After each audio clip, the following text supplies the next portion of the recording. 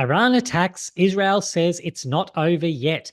Gold jumps. Hi, everyone, and welcome to Ainsley Insights, brought to you by Ainsley Bullion, Ainsley Crypto, and the Gold and Silver Standard as the Ainsley Group celebrates 50 years. Today, welcome back Sam, who's been warning us about the escalation of trouble in the Middle East for a number of weeks now, that we witnessed really step up significantly over the weekend. How are you going today, Sam? Good, Chris. Good to see you. Good to see you. Now, you really have been warning us about this. You've spoken about it over the last few weeks, really, the escalation that has been happening with tensions in the Middle East. Can you maybe start us off today with a bit of an overview or a recap of some of those points and what specifically led to the escalation this past weekend? The major thing that caused this escalation was the supposedly accidental bombing of an embassy by Israel. And Iran essentially had to respond. And I think it was known by the US administration and all the other allies that Iran just couldn't let something like that slide, or it would be seen as too much of a sign of weakness by their leadership. So over the weekend, on Saturday night, Iran launched a huge retaliation, which is probably the biggest attack in decades, directed at Israel. And they launched a number of drones and missiles from inside of Iran. Now, that's significant as well, because we covered before about how it looks like there's an attempt to, tie a lot of the conflicts into Iran directly. And now Iran has actually openly attacked, and they've sent attacks from inside of Iran. So that's escalating the situation that people have talked about before, that there's a list of countries to go to war with, and Iran's at the end of the list. So um, this could be something that kicks off a much bigger conflict. And I mean, the scale of attack was truly huge. Now, 99% of the missiles were shot down, but keep in mind they had help from France, the US, and the UK, and most of these were shot down outside of Israel. This was, although the attack was really huge, it was basically like a warning shot almost. And that's really interesting because I know you've spoken in the past about this idea of proxy wars, particularly when we're talking about Iran, that really having them directly firing from within their own territory, that's not proxy, that's direct, as you were pointing out. I mean, I suppose you've highlighted the point that others were involved in shooting them down. I know there was a lot of commentary around the fact that there was a lot of warning. These were very slow moving drones. Everyone knew what was happening, a lot of warning. So it really does reinforce your point about this being a warning shot more than a direct attack in the traditional sense. It certainly wasn't a surprise attack. Does this lead to retaliation? If that was meant to be a warning and this is now all over in the minds of Iran, at least, is that the end of it, or is retaliation to be expected from Israel here?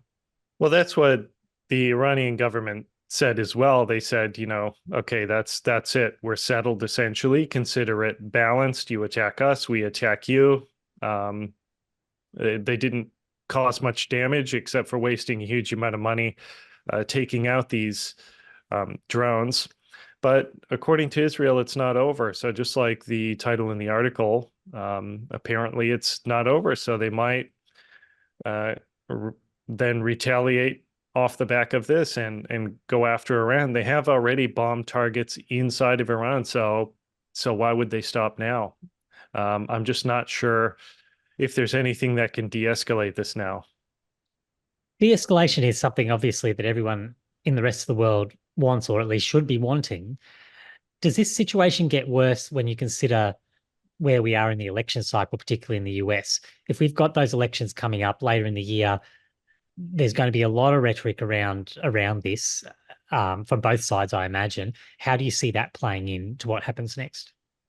Actually, globally this year, there are, I think, a record number of elections happening, but the US being one of the main ones that's being watched. And there has been a lot of pressure on the Biden administration with, Israel and Gaza. And now he's going to be in even more hot water because he's going to have to look strong during this conflict, this increase in tensions between Iran and Israel, because there are already headlines coming out about, we're on the path to World War III. Hmm.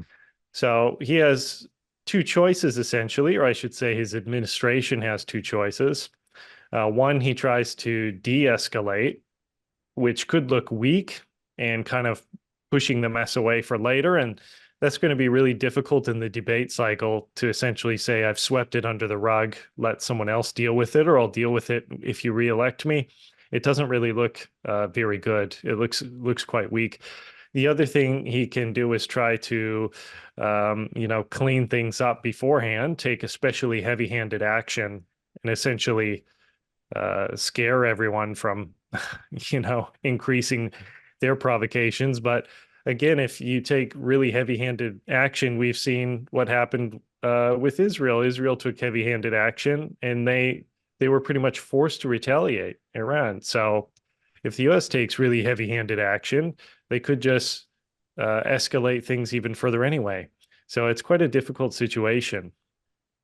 Absolutely. And we've seen some of that play out over the weekend.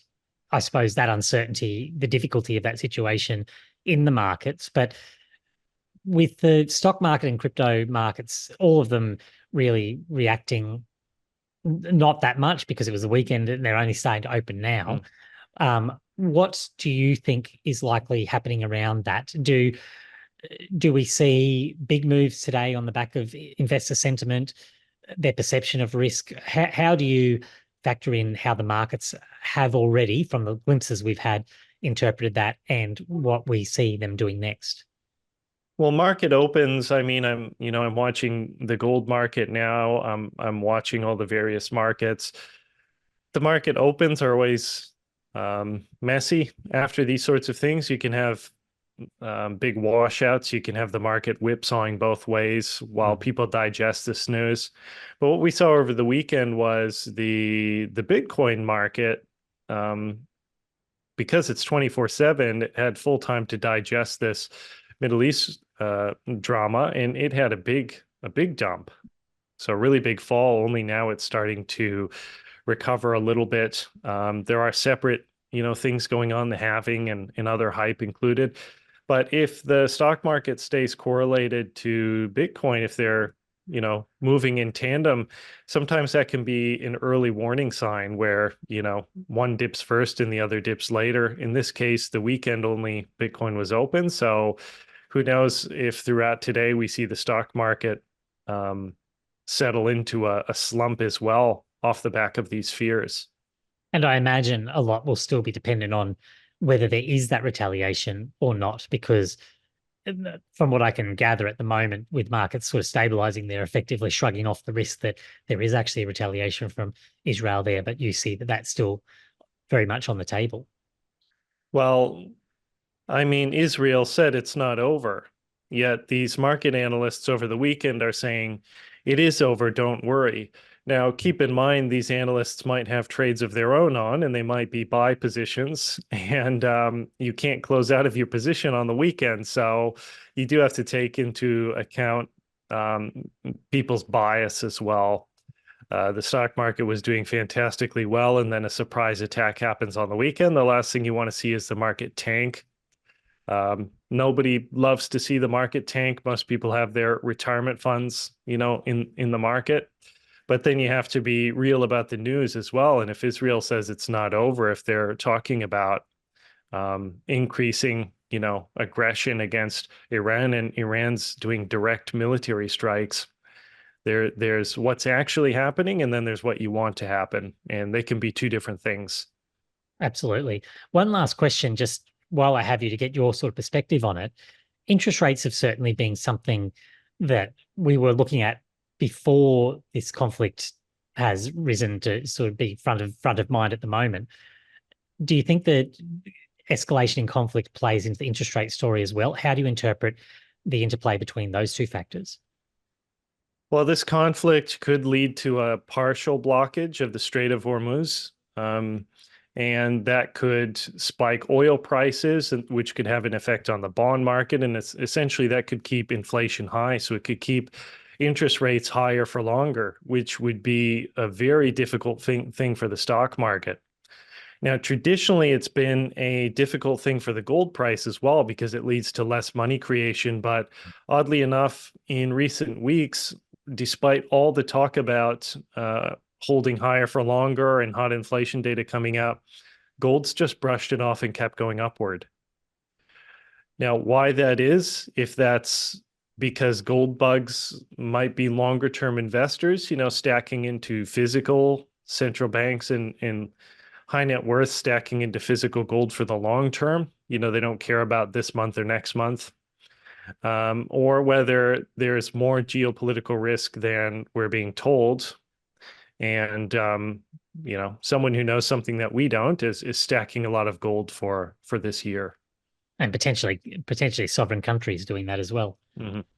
Yeah, absolutely. Okay, so lots there, and we need to be still paying attention because it's still unfolding. The markets are still opening. We don't really know the outcome yet, but thank you for giving us that overview because it'll give us a lot to look at and be paying attention to over the hours and days ahead. So thanks for your work on that today, Sam. Thanks, Chris. Thanks everyone for watching. We'll chat again soon.